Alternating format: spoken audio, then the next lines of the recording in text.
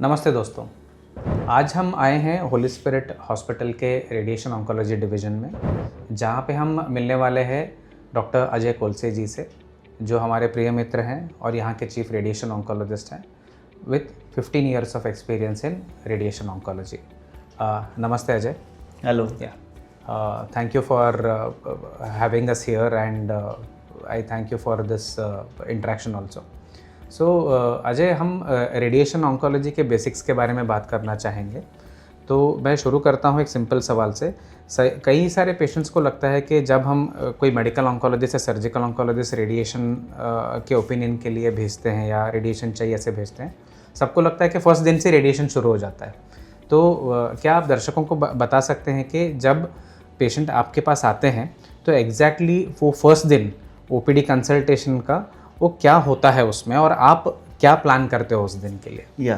So basically क्या होता है, एक बार पेशेंट रजिस्ट्रेशन करके आ जाता है तो we look into first all the reports, whatever reports उन्होंने किया हुआ है पहले, इधर प्रायर टू सर्जरी या पोस्ट सर्जरी। देन उनके जो भी इन्वेस्टिगेशंस हुए हैं like PET scan, CT scan, MRI, वो सारा डॉक्यूमेंट होता है। और वो डॉक्यूमेंट होने के बाद then we come to a conclusion whether radiation is required और नॉट रिक्वायर्ड। तो आप पक्का स्टेजिंग भी देखते रहोगे कि एग्जैक्टली वो स्टेज के लिए ज़रूरी है क्या? So once the staging is done then हम एक प्लान के साथ जाते हैं। तो उसमें अराउंड 4 to 5 वीक्स का रेडिएशन ट्रीटमेंट प्लान बनता है। तो एक बार वो सारी चीज़ और प्लस पेशेंट के साथ हम सारी चीज़ डिस्कस करते हैं, वेदर फर्स्ट तो इंडिकेशन क्या है रेडिएशन का, why it is necessary, okay. वो होने के बाद then we discuss about the different treatment modalities, कौन सा टेक्निक आपको ज़रूरी है वो पर्टिकुलर साइट ऑफ कैंसर के लिए। तीसरा चीज़, साइड इफ़ेक्ट्स क्या हो सकते हैं, what are the possible side effects they will anticipate, okay। और चौथा चीज़, कितना ड्यूरेशन का ट्रीटमेंट होगा, वो सारी चीज़, और फॉलोअप, उसके बाद फॉलोअप कितने दिन में रहेगा, वीकली हम एसेस करते हैं हर एक पेशेंट को। तो कॉम्प्रिहेंसिवली एक प्लानिंग आप बनाने के बाद वो प्लान पूरा डिटेल में पेशेंट के साथ डिस्कस होता है कि सारे डिटेल्स, टाइप ऑफ थेरेपी, कौन सा मोडालिटी यूज़ करना चाहिए, ड्यूरेशन कब कितना लगेगा, एंड साइड इफ़ेक्ट, सब कुछ हम कवर करते हैं। तो इसके बाद तुरंत अगले दिन रेडिएशन शुरू होता है क्या? कुछ उसमें प्रोसेस है? नहीं, एक बार ये सारी चीज़ें एक्सप्लेन करने के बाद एक डेट दिया जाता है, एक तारीख दिया जाती है इमोबिलाइजेशन प्रोसीजर के लिए।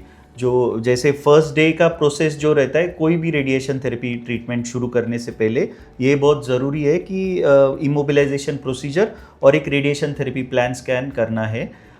उसके बाद 4 to 5 डेज का गैप रहेगा, और after 4 to 5 days we give a date that वो डेट पे हम ट्रीटमेंट चालू होगा। तो ये सारी चीज़ें पहले दिन ही तय होती है कि कौन से डेट को आपको आना है, मेजरमेंट्स लेना है, सीटी स्कैन करना है, and then after 4 to 5 days कब ट्रीटमेंट के लिए आना है, और what is the time they have to report for the radiation therapy.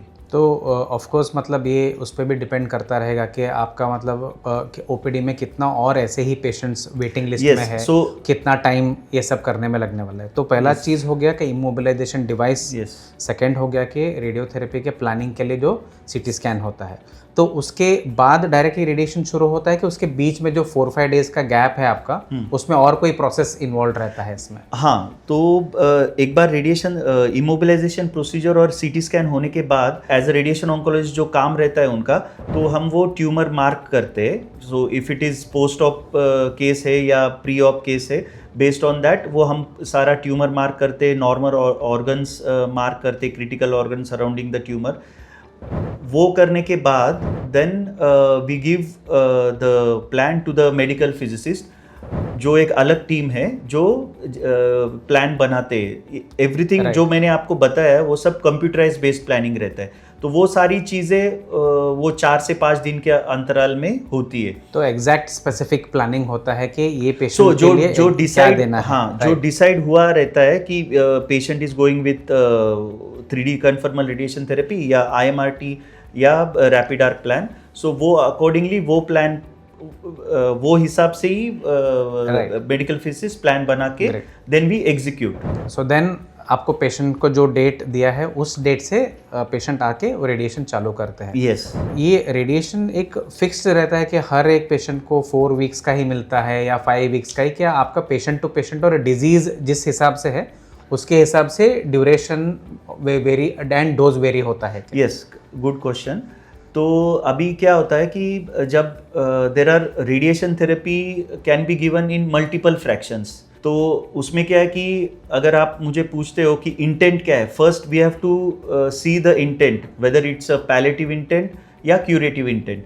जैसे अगर कोई पेशेंट है उनको मल्टीपल जगह बोन मेटास्टेसिस है, लाइक सीए ब्रेस्ट है या ब्रेन में चला गया है बीमारी, तो उसमें हम depending upon the patients general condition हम डिसाइड करते हैं कि वेदर सिंगल फ्रैक्शन में भी दे सकते हैं, एक सिंगल फ्रैक्शन में भी रेडिएशन होता है, 5 सिटिंग्स में भी होता है, 10 sittings also can be given. This is in metastatic sitting I am talking about. Right. But if the intent is of curative intent कि जैसे ब्रेस्ट कैंसर हुआ उसमें पोस्ट सर्जरी रेडिएशन, अगर ब्रेस्ट कंजर्विंग सर्जरी होता है तो उसमें radiation तो ज़रूरी है, तो उसमें अराउंड 4 to 5 वीक्स का रेडिएशन रहता है, तो वो we consider that radiation as with a curative intent.